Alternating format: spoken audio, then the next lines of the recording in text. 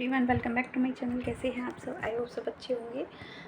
तो फ्रेंड्स, अभी दोपहर के बज रहे हैं 1:30 और मैं ना अभी जस्ट नहा धो के आई थी। उसके बाद में मैंने काफ़ी काम कर लिए हैं और बाल वाल काटे थे अभी और तैयार हुई थी। तो अभी मैं काम करूँगी अपना, बच्चे भी स्कूल से आने वाले होंगे तो अभी मैं नाश्ता वगैरह करूँगी और उसके बाद अपना काम करूँगी। पार्सल वगैरह पैकिंग का जो भी मेरा काम है वो मैं करूँगी।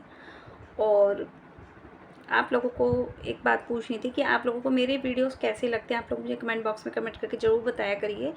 और नहीं तो कुछ भी आप लोग राधे राधे तो कमेंट में कर ही कर सकते हैं ना, तो इतना ही कर दीजिएगा, मेरे लिए इतना ही काफ़ी है। और बाकी देखिए, मैं अपनी ब्लॉग्स बनाती हूँ, अपनी वीडियोस बनाती हूँ, अपनी मनोरंजन के लिए बनाती हूँ। मेरा कोई ऐसा मोटिव नहीं कि मुझे इससे यूट्यूब से कुछ कमाना ही है, इनकम ही करनी है। क्योंकि यूट्यूब पर देखिए, आप लोग जाकर देखिएगा, मेरा पुराना वाला चैनल है जिस पर मैंने 4 साल लगातार काम किया है, 4 साल, और उससे 1 रुपया भी अभी तक मैंने अर्न नहीं किया है। अभी तक मुझे वहाँ से एक भी पेमेंट नहीं आई है, जबकि वो चैनल मेरा मोनेटाइज भी है, लेकिन अभी तक भी मुझे एक भी सैलरी वहाँ से नहीं आई है।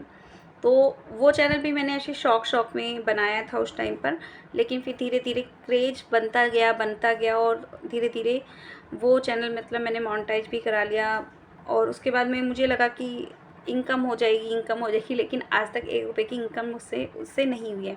लेकिन हाँ, यूट्यूब से मेरे काफ़ी अच्छे फ्रेंड्स मुझे मिले हैं, काफ़ी अच्छे दोस्त मुझे मिले हैं और उन सबको मैं थैंक यू बोलती हूँ। वो सब मेरी लाइफ में हैं, तो आज मैं इतना आगे तक बढ़ पाई हूँ, सक्सेस हो पाई हूँ, स्ट्रॉन्ग हूँ, खुद अपने आप इंडिपेंडेंट हूँ और अपने पैरों पे खड़ी हूँ। वरना आज जिस सिचुएशन में मैं हूँ ना, पापा के जाने के बाद, उस सिचुएशन में शायद मैं बिल्कुल अकेली पड़ जाती अगर मेरे पास मेरी वो फ्रेंड्स ना होते तो, और मेरा ये यूट्यूब चैनल ना होता तो, है ना। तो अभी मैं जो यूट्यूब पर वीडियोस बनाती हूँ वो सब चीज़ें आप लोग प्लीज़ देख लिया करिए, टाइम निकाल के 10 मिनट ही। नहीं तो देखिए, मैंने तो सिर्फ अपना जो चैनल बनाया है ना, सिर्फ अपने मनोरंजन के लिए बनाया था और अपनी बातें शेयर करने के लिए आप लोगों के साथ में बनाया था।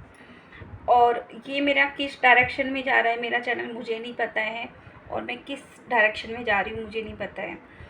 लेकिन हाँ, इतना ज़रूर कहूँगी कि यूट्यूब पर काम करना हर कोई नहीं कर सकता है, हर कोई नहीं कर सकता है। कुछ चीज़ें यहाँ पर छिपानी पड़ती हैं, कुछ चीज़ें यहाँ पर बतानी पड़ती हैं। अगर यूट्यूब पर अगर आप हो तो इतना मुझे पता है कि आपके बहुत सारे रिश्ते ख़राब हो जाते हैं, बहुत सारे रिश्ते छूट जाते हैं यूट्यूब की वजह से। तो मेरे साथ भी वही चीज़ें हैं यूट्यूब की वजह से। जब मैंने 4 साल पहले अपना यूट्यूब चैनल चलाया था ना, तो उसके बाद में काफ़ी लोग मुझसे दूर हो गए थे, काफ़ी रिलेटिव्स या फिर काफ़ी नियर बाय जो भी लोग रहते हैं, वो लोग कुछ भी कह लीजिए, XYZ, काफ़ी लोग मुझसे दूर हो गए थे।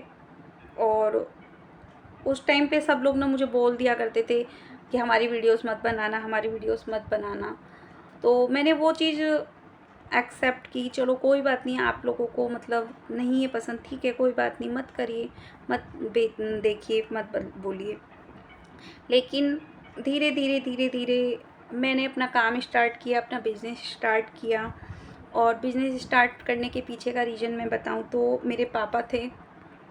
जब, तो पापा की पहली बार जब तबीयत ख़राब हुई थी, तो उस टाइम पर पैसों की बहुत ज़्यादा नीड थी मुझे। क्योंकि उस टाइम पे ना मेरे पास, जब मैं पापा को पहली बार हॉस्पिटल में एडमिट कराने के लिए गई थी ना, मेरे पास 50 रुपये थे सिर्फ ऑटो के किराए के लिए। मेरे पास इतने पैसे भी नहीं थे कि मैं डॉक्टर की फ़ीस जमा कर सकूं।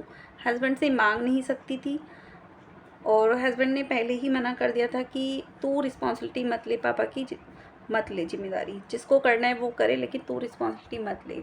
तो ऐसे में उनसे मुझे उम्मीद नहीं थी कुछ भी कि वो मेरा सपोर्ट करे पापा का ट्रीटमेंट कराने के लिए। उस टाइम पर मेरी एक फ्रेंड थी, मेरी बहुत अच्छी फ्रेंड, बचपन की फ्रेंड थी। उसने मेरी बहुत हेल्प की। देखिए, फाइनेंस रूप से एक हेल्प करना एक अलग चीज़ होती है, लेकिन अगर आप किसी की ना मेंटली रूप से किसी को हेल्प करते हो, किसी को मजबूत बनाते हो, किसी को सपोर्ट करते हो मेंटली रूप से, तो वो भी एक बहुत बड़ा सपोर्ट होता है आपकी लाइफ में। तो मेरी उस फ्रेंड ने मुझे बहुत ज़्यादा सपोर्ट किया। उसने मुझे मोटिवेट किया कि तू कुछ काम कर। मैंने उसको बताया था कि ऐसे ऐसे कंडीशन हुई है घर में, ऐसे ऐसे बात हुई है, तो उसने मुझे बोला कि तू ना कुछ भी काम कर। तो उस टाइम पे क्या था, मेरा बेटा छोटा था, सिर्फ 2 या ढाई साल का था, लगभग 2.5 या 3, 2 ढाई साल का था। तो मैंने उसको बोला कि मैं घर से बाहर नहीं जा सकती और मेरा जो बेटा है वो अभी छोटा है, तो मैं उसको छोड़ कर भी नहीं जा सकती। उसको मतलब मैं ऐसा क्या काम करूँ, मुझे समझ में नहीं आ रहा था। तब पता नहीं कहाँ से कैसे, मुझे नहीं समझ में आया, मैंने अपना काम स्टार्ट किया। और जब मैंने अपने काम की शुरुआत की तो उस टाइम पर मतलब मेरे साथ में कोई नहीं खड़ा था, कोई भी। सिर्फ पता नहीं कैसे कान्हा जी ने ऐसी कृपा करी, ऐसी कृपा करी, ऐसा हाथ पकड़ा मेरा कि सब काम अपने आप ही होता चला गया, आगे बढ़ती चली गई मैं अपने आप ही। तो मुझे नहीं समझ में आता कि मैं उनका कैसे शुक्रिया अदा करूँ, कैसे बोलूँ कि आपने मुझे मेरी लाइफ को कहाँ थी और कहाँ से कहाँ तक मुझे पहुँचा दिया, मुझे नहीं पता। आज मैं गर्व से ये बात कह सकती हूँ कि मेरे कान्हा जी ने मुझे मतलब क्या बोलूँ, वो जब से मेरी ज़िंदगी में आए ना कान्हा जी, तब से मेरी ज़िंदगी में बहुत सारे चमत्कार उन्होंने किए हैं, बहुत सारी लाइफ में बहुत सारे चमत्कार किए हैं। तो आज जो भी कुछ हूँ ना, मैं उन्हीं की वजह से हूँ और उन्हीं की बदौलत हूँ। तो हुआ क्या था उस टाइम पे ना, जब मैं अपनी फ्रेंड से बात कर रही थी, उस दौरान की बात है। तो मैं ना अपने छोटे से कान्हा जी थे मेरे पास, सिर्फ 1 नंबर के। तो मैं अपने छोटे से कान्हा जी को ही अपने पास रखती थी, उन्हीं की ही सेवा किया करती थी। तो एक दिन मेरी डॉटर बोलने लगी कि मम्मा, सब लोग अपने ठाकुर जी को ना इतने सुंदर सुंदर कपड़े पहनाते हैं, आप भी मेरे ठाकुर जी की ना वो ही सेवा करती थी, उनकी छोटे वालों की ज़्यादा, तो उनकी ना बहुत सुंदर सी ड्रेस बनाना। तो मैंने उसको बोला कि बेटा, जो बड़े कान्हा जी होते हैं ना, उनकी ड्रेसेस अच्छे अच्छे से बनती है, छोटे कान्हा जी की ड्रेसेस अच्छे से नहीं बन पाती, सुंदर ड्रेसेस नहीं बन पाती हैं, हैवी ड्रेसेस। तो वो बोलने लगी, तो ठीक है, मुझे बड़े कान्हा जी ला के दो। मैंने कहा, बड़े कान्हा जी बेटा अपने आप नहीं खरीद के लेके आते, कोई गिफ्ट देता है या कोई ला कर देता है तब हम ले सकते हैं। तो उसने बोला कि मुझे नहीं पता, मुझे लड्डू गोपाल जी चाहिए बड़े वाले। अब उसने तो जिद लगा ली थी। तो उसी दौरान ना रक्षाबंधन थी और मेरी जो सिस्टर थी ना, मेरी सिस्टर के बेटा हुआ था उस टाइम पे, मतलब 6-7 महीने का हुआ होगा, 8-1 महीने का। तो पहली रक्षाबंधन थी उसकी, तो मेरी डॉटर को ना उसकी राखी बांधनी थी फर्स्ट टाइम की। तो मैंने उसको बोला कि वो ऐसे ऐसे कह रही, तो उसे गिफ्ट में ना लड्डू गोपाल जी ही दे देना, क्योंकि उसको बड़ा मन है बड़े वाले लड्डू गोपाल। तो उसने ना तब बांके बिहारी जी मेरे घर में दिए, मतलब मेरे घर में आए बांके बिहारी जी गिफ्ट में, मेरी छोटी वाली सिस्टर ने दिए थे मेरी छोटी वाली डॉटर को। अब जब वो घर में आए तो देखो, उनके कपड़ों की तो जो थी ही उस टाइम पर, और उसको शौक भी बहुत ज़्यादा था कि मेरे ठाकुर जी अच्छे से कपड़े पहने, सुंदर से कपड़े पहने।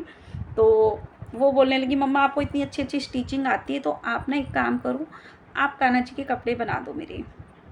मैंने कहा ठीक है। मैंने यूट्यूब से सर्च कर करके ना उनकी कान्हा जी की ड्रेसेस बनाई, बहुत सुंदर सुंदर ड्रेसेस बनाई। आप इंस्टाग्राम पर जाकर देखना, मेरा इंस्टाग्राम लिंक मिल जाएगा आपको, कान्हा ड्रेस क्रिएशन के नाम से है। तो वहाँ पर ना मैंने काफ़ी उनकी ड्रेसेस बनाई। अब ड्रेसेस बनाई तो मन में आया कि यार यूट्यूब चैनल तो अपना है ही, क्यों ना उस पर वीडियो सिखाने की भी बना कर डाल दिया जाए। अब मेरा मन में एक लगन लगी कि डेली एक ड्रेस बनाती, उसकी वीडियो बनाती और वही मैं डाल देती यूट्यूब पर। अब मन में आए, इतनी सारी ड्रेसेस मैं बनाती हूँ, इतना खर्चा करके इनको, मतलब लेस वगैरह, आप यकीन नहीं मानोगे, मैंने 40 रुपये मीटर तक नेट खरीदी है फर्स्ट टाइम में। और जो जो लेस मैंने खरीदी थी, आधा आधा मीटर लेस, 1-1 मीटर लेस मैं खरीद कर लाती थी, 30-30 40-40 रुपये की लेस हो जाती थी। इतनी कॉस्टली मैंने लेस खरीदी है स्टार्टिंग में। तो मैंने उसको मतलब ड्रेसेस में बना बना के रखती रही, बना के रखती रही, क्योंकि डेली एक ड्रेस बनाती थी और डेली एक वीडियो बन जाती थी इस बहाने से मेरी।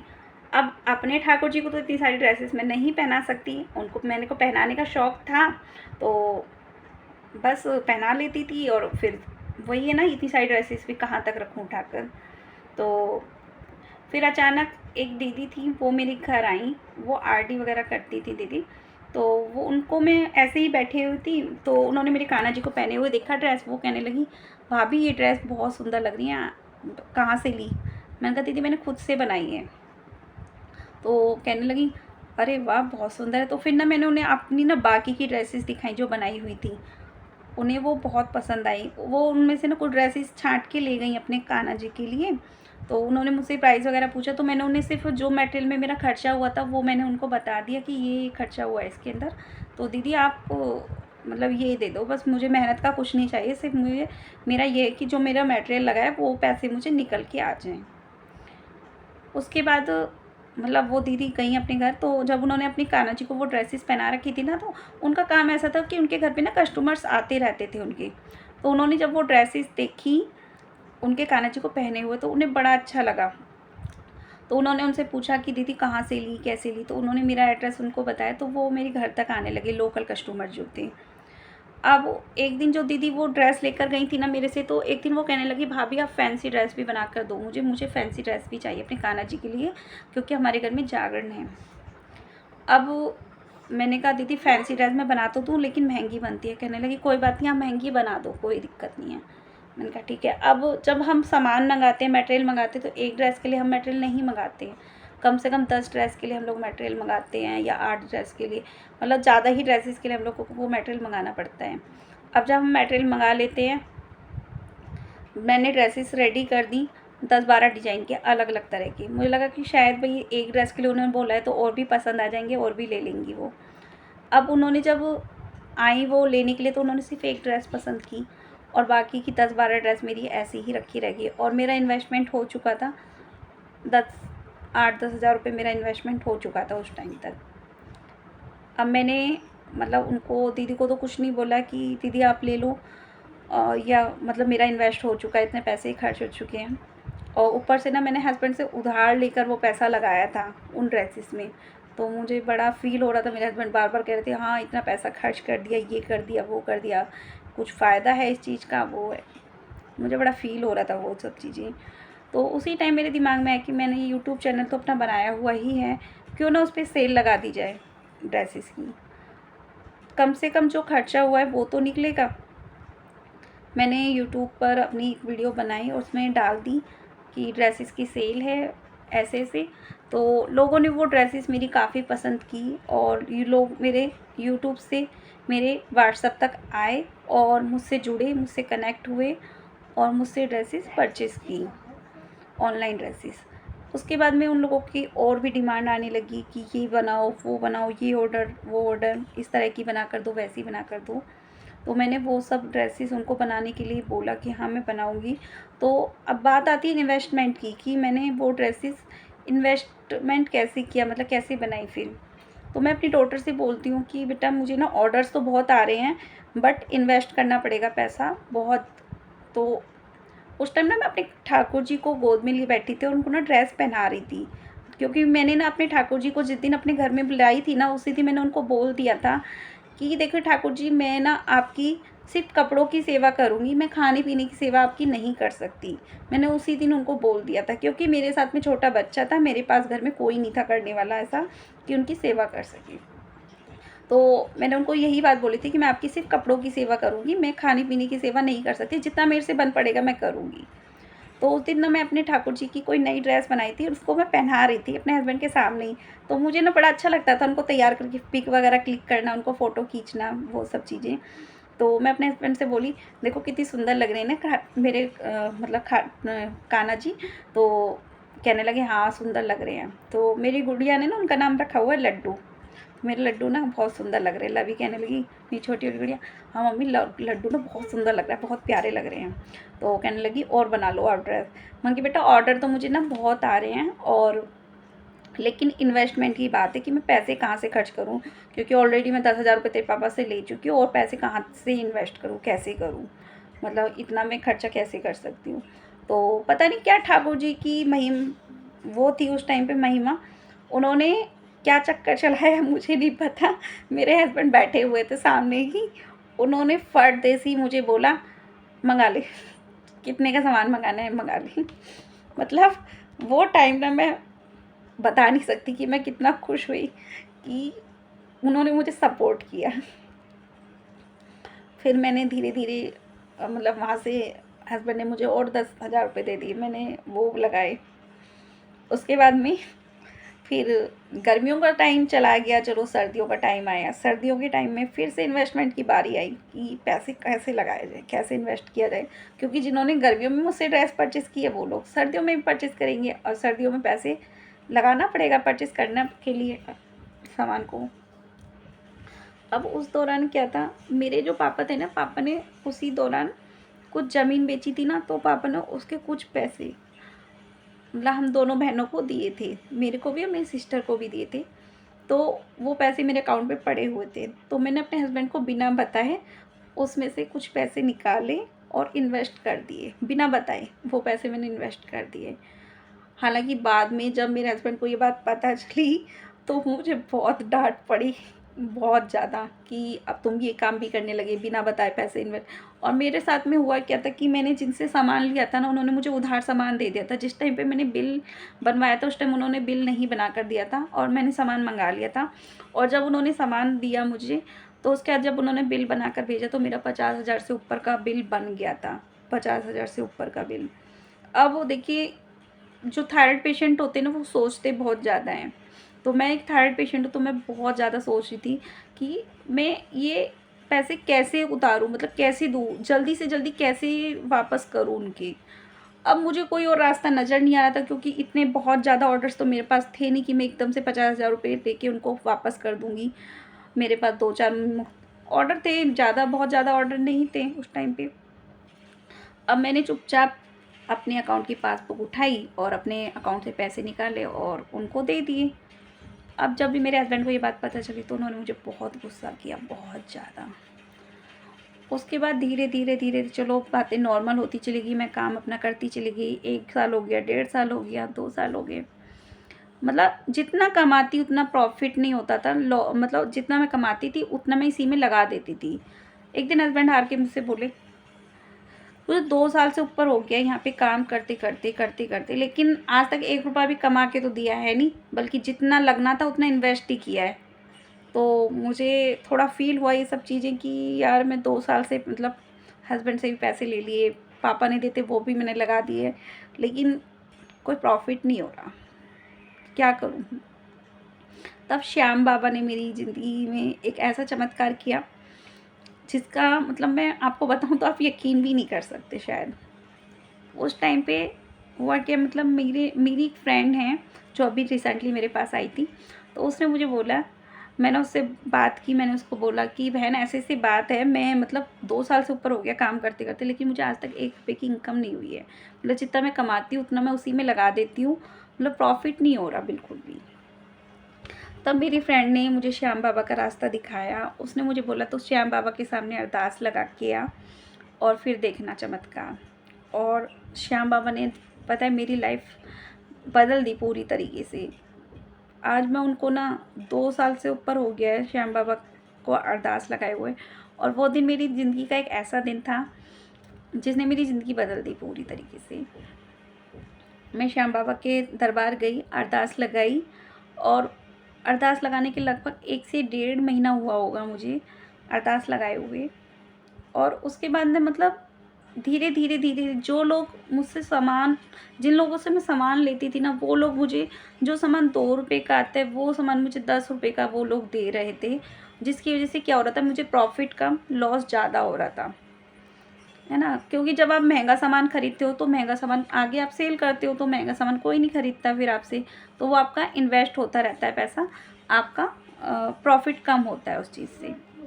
तो वही चीज़ मेरे साथ हो रही थी। तो धीरे-धीरे मुझे कुछ लोग ऐसे मिले श्याम बाबा की कृपा से कि मेरी लाइफ़ में चेंजेस आते गए। मैं जो लोग मुझसे मतलब सस्ता सामान महँगा सामान देते थे, मैं धीरे-धीरे उनसे कटती गई, दूर होती गई और अपनी लाइफ़ में आगे बढ़ती गई। और आज मैं अपनी लाइफ़ में इतनी आगे बढ़ चुकी हूँ कि अब मुझे पीछे मुड़ने की ज़रूरत नहीं है। और श्याम बाबा और कान्हा जी, इन्होंने मेरी लाइफ में बहुत बड़े-बड़े चमत्कार किए हैं, जिसका मैं वर्णन भी नहीं कर सकती यहाँ पर। और आज मैं जो भी कुछ हूँ ना, उन लोगों की वजह से ही हूँ। और ये मैं कुछ भी आपसे ना फेक या झूठी कहानी नहीं बता रही हूँ, ये मेरी रियल लाइफ की स्टोरी है, जो मैं आप लोगों के साथ शेयर कर रही हूँ। तो बस श्याम बाबा और कान्हा जी, जैसी लाइफ आपने मेरी सेट की है, जैसी लाइफ आपने मेरी बदली है, वैसे आप सबकी लाइफ बदलना। और मैं आप सबसे इतना ही कहूँगी कि आज जो भी कुछ हूँ ना, मैं अपने पापा की वजह से, अपने श्याम बाबा की वजह से और अपने कान्हा जी की वजह से हूँ। आज मैं अपने कान्हा जी को बोलती हूँ कि आपने तो मेरी पूरी ज़िंदगी ही बदल दी। मैं कहाँ थी, कुछ भी नहीं करती थी, घर में रहती थी यार, कुछ भी नहीं, मतलब मन में यही होता था कि यार मैं कुछ करती नहीं, कुछ करती नहीं हूँ। आज यूट्यूब अगर नहीं होता मेरे पास, तो पापा के जाने के बाद शायद मैं अपनी लाइफ में डिस्टर्ब जो हुई है मेरी लाइफ, मैं कहीं पड़ी होती, एक कोने में रो रही होती, आज भी पड़ी हुई। सच बताऊँ तो एक लड़की ना सब कुछ बर्दाश्त कर लेती है, लेकिन मायके का जो साथ छूटता है ना, तब बहुत तकलीफ होती है, बहुत तकलीफ होती है। आज पापा जहाँ भी कहीं होंगे ना, बड़े खुश होते होंगे। लास्ट टाइम जब पापा मेरे पास आए थे ना,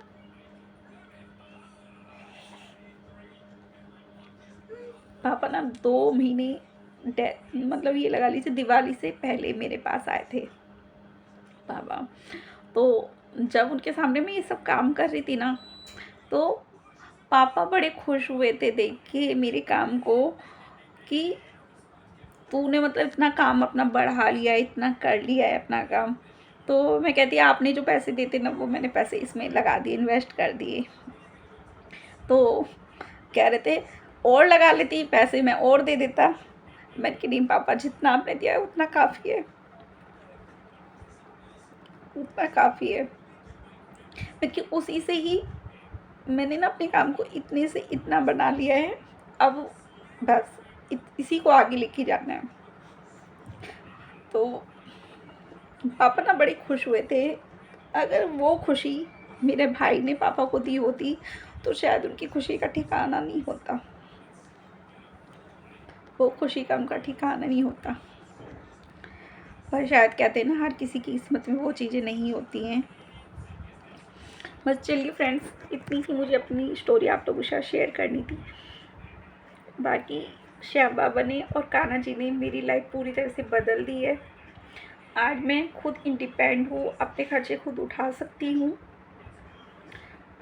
अपने खर्चे से इन मीन्स, जैसे पहले ना मुझे हर चीज़ के लिए अपने हस्बैंड के आगे बोलना पड़ता था कि ये कर दो।